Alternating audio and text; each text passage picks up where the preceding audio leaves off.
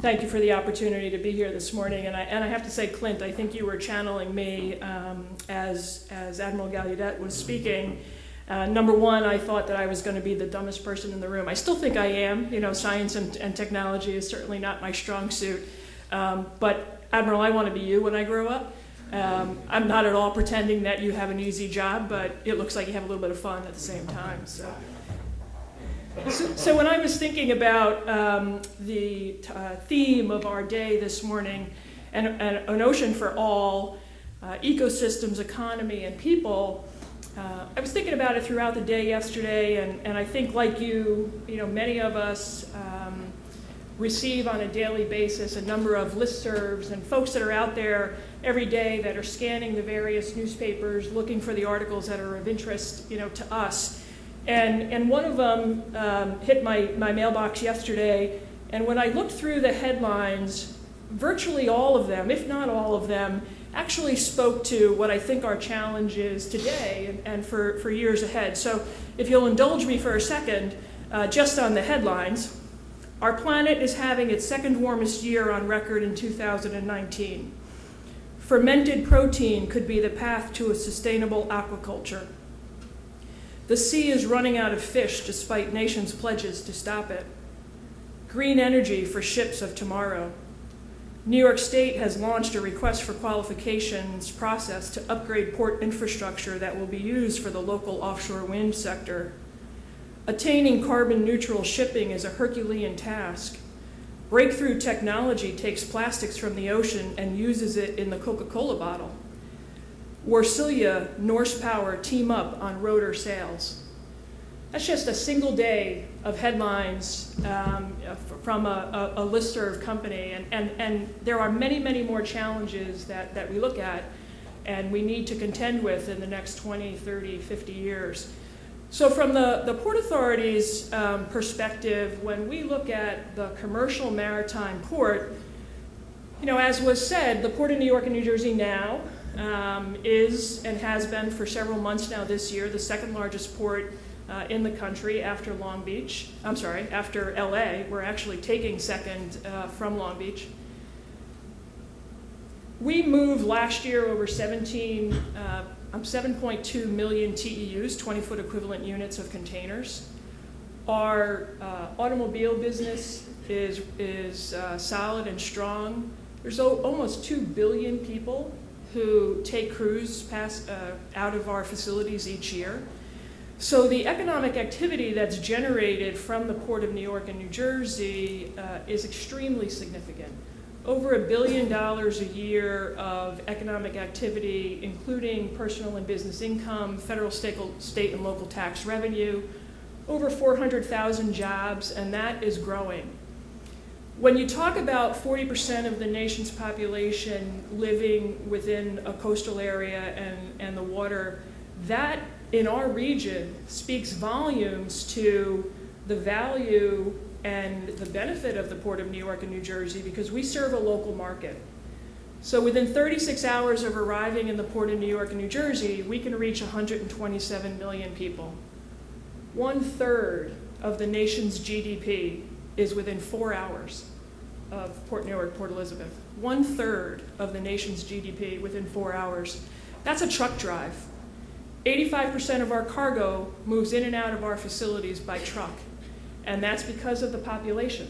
So as you look and hear and think about more and more people moving closer to the water, closer to our nation's shores, in our region, that will drive and is driving the growth in cargo and the growth in ship activity that we handle. So the Port Authority, I think as many of you know, is not responsible for all of the port facilities in the region. In fact, there are about 180 maritime facilities in the Port of New York and New Jersey, and the Port Authority only touches 14 of those. But we do handle all of the containers, 2/3 of the passengers, all of the automobiles, most of the solid bulk, but none of the petrochemical. So all of the oil and gasoline that's moved through the Port of New York and New Jersey, the Port Authority has nothing to do with. But collectively, there are almost 6,000 deep draft vessel arrivals a year. So when we think about an ocean for all and a shared harbor and shared waterways, the economic activity of our region is dependent upon the commercial maritime industry, but it has to be done in a collaborative and cooperative way. And we need to ensure that whether it's offshore wind development or fisheries uses and protection of marine mammals and what have you, is done in a sound, safe, secure, environmentally friendly way. When we look to the future, we just completed the development of a 30-year port master plan. That port master plan, as indicative of national trends, we fully expect that our cargo volume is going to double, if not triple. In that time frame, we don't have any more land in which to build more port facilities. So our port facilities are going to have to operate more efficiently, with longer hours, and with cooperation of the entire supply chain. So when we think about the shared waterway and how we do that, any delay to commercial shipping because of all of the various other activities that could be happening in the waterways is a concern to the overall supply chain, and downstream for us as consumers will have an impact or could have an impact on us as consumers. So I can't understate the importance of collaboration and cooperation to ensure an ocean for all and a harbor for all, I would say. Not only is our container volume going to double or triple, but we would expect that the automobile activity is going to double. The cruise activity is going to double as well. We have in our Port Master Plan, because we are very cognizant of the offshore wind development, we have identified some vacant properties that could be used in the region to support some of the manufacturing and the original equipment manufacturing of whether it is the foundations or the towers or the nacine cells or the cables that are all necessary to support the offshore wind. We believe, in speaking to Clint and his colleagues in a number of the developing companies, that there is an opportunity for New York and New Jersey, because of its geographic location, that there is an opportunity for us to become the hub of offshore wind development and manufacturing for the activity from Massachusetts down to Virginia, and the potential of backfilling Europe eventually as well. So more opportunity for us in the offshore wind energy. We look at what's going on globally with regards to ship and ship activity and ship fuel, and there's got to be an alternative. The ships are running on diesel. There's an awful lot of, although clean diesel, starting in January 1st of 2020 when it comes to the EEZ. There's not enough of that fuel to go around, some people would say, and there are tests and developments going on all over the world with regards to hydrogen power for ships, fuel cell power for ships, but more on ferries and more on small coastal voyages as opposed to international global voyages from Asia and Europe to New York and New Jersey through the Suez and Panama canals. So we need to look further at alternative fuels, and one of those options is LNG. And the mere mention of LNG, liquid natural gas, nitrogen gas, causes great concern for many people, just the thought of uttering those three letters combined. I think there's more fear than there is actual risk with that, but the fear is going to be very difficult to overcome, and it is also something that we would expect in the near future that we will have an LNG bunkering capability here in the region so that we can support ships that are beginning to transition to LNG fuel. First and foremost, it's going to be the cruise lines, and then we would expect that there would be some transition for the container carriers beyond that. When I think beyond the Port Master Plan, one of the major tenets for the Port Authority is sustainability. Doing all of this in a sustainable way.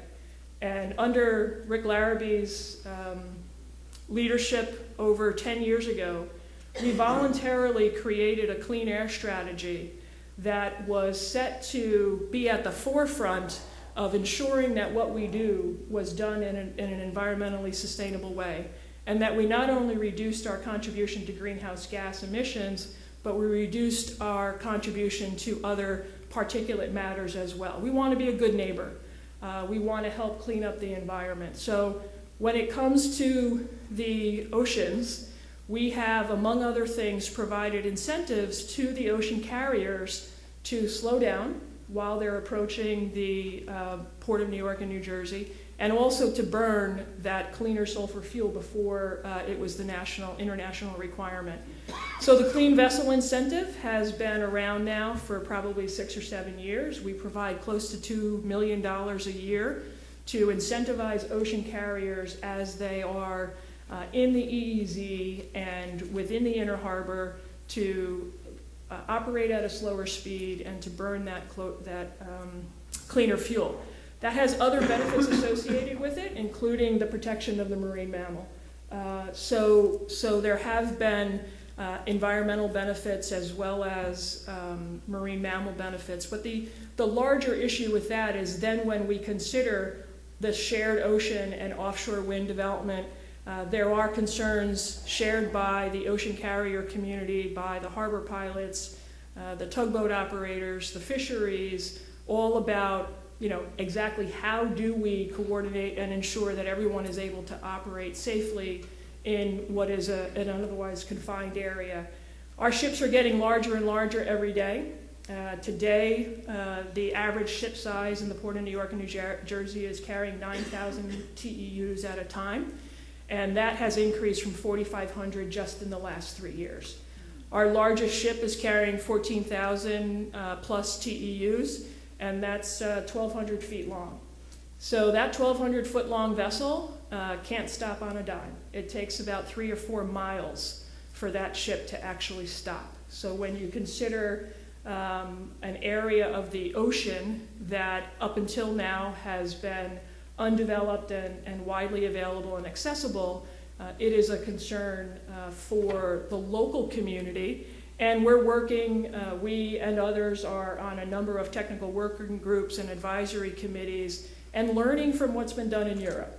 It's been the offshore wind development and the LNG environment has been successful elsewhere. It's new to our region. There's certainly a lot of concern about it, but we're working to make sure that we understand from those who have gone before us in each of these areas exactly how do we ensure an ocean for all so that we can all work cooperatively and collaborative with each other. So I look forward to the further panel discussion and